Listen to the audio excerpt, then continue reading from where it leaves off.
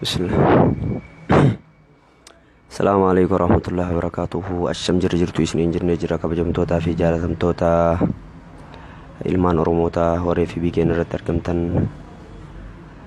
jaalalaa fi nageenya konya isin bira haa ga'u isiniin jenna. Walaloota xiqqashoo isin irra buusuu barbaada. Xiqqashoo dhimsa bohaartii fi koflaa jedhamna nu ijoollee Chicago www.com dhaga'i qeerroo ko.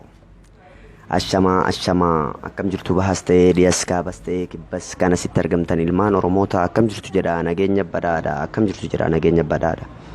Baga har'a geessan galanni kan Rabbii ammas nuuf jiraadha baay'adha akka cabbii. Yaa ilmaan Oromoo baga gammaddanii shira diinaa diiguun baga as geessanii tokkummaa jabeessuun dirqama keessanii tokkummaa jabeessuun dirqama keessanii.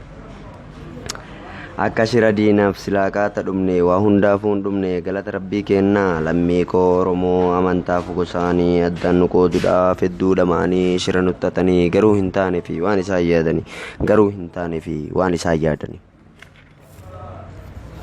gargar nu baasuudhaaf hedduu carraaqanii waan godhan wallaalanii amantaan dhufanii amantaan kan dhuunfaa ta'uu dagatanii. Kun aadaa kennaami sila maal jettanii Oromoon safuu beekaa sila isin hoo safuu hin beektanii. Tokkuma nuti duraanuu nuti garaa fi karaanis tokkuma nu diiguu hin dandeettan yoomumaa. Yaa warra Oromoo amantaaf kudhaan qooduuf yaadu isiniif hin milkaa'u yoomuu lammiin koo waliin qoodu isiniif hin milkaa'u yoomuu Oromoon koo waliin qoodu.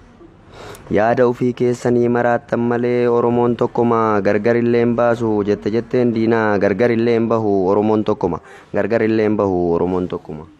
Yaa bada diina dinne nuti tokko ta'e Oromoon ni marti nuti sikkoo mandoo maccaa fi tuulamni walii gallee jirra Oromoon ni marti walii gallee jirra Oromoon ni marti.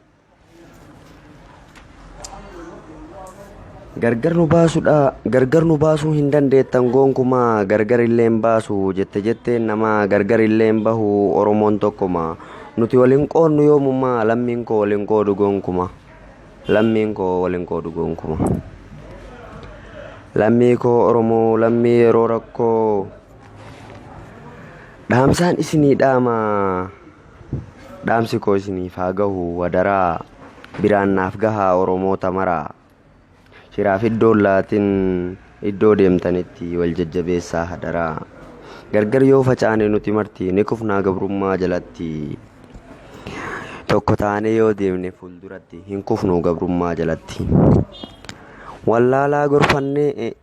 Wallaalaa gorfannee beekaa kunuunfannee harka wal qabannee qabsoofaa hiriirru tokkummaa ijaarree qabsoofaa hiriirru tokkummaa ijaarree.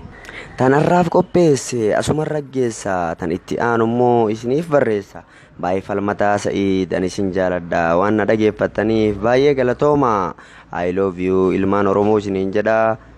Ani biyyi kan koo Arsii Roobee Diidaati gandaaf Boolee jedhama maqaan kan koo Ganna Sa'iid jedhama. Amshir like share nuuf godhaa isiniin jenna waan nu dhageeffattaniif baay'ee galatooma. Asham.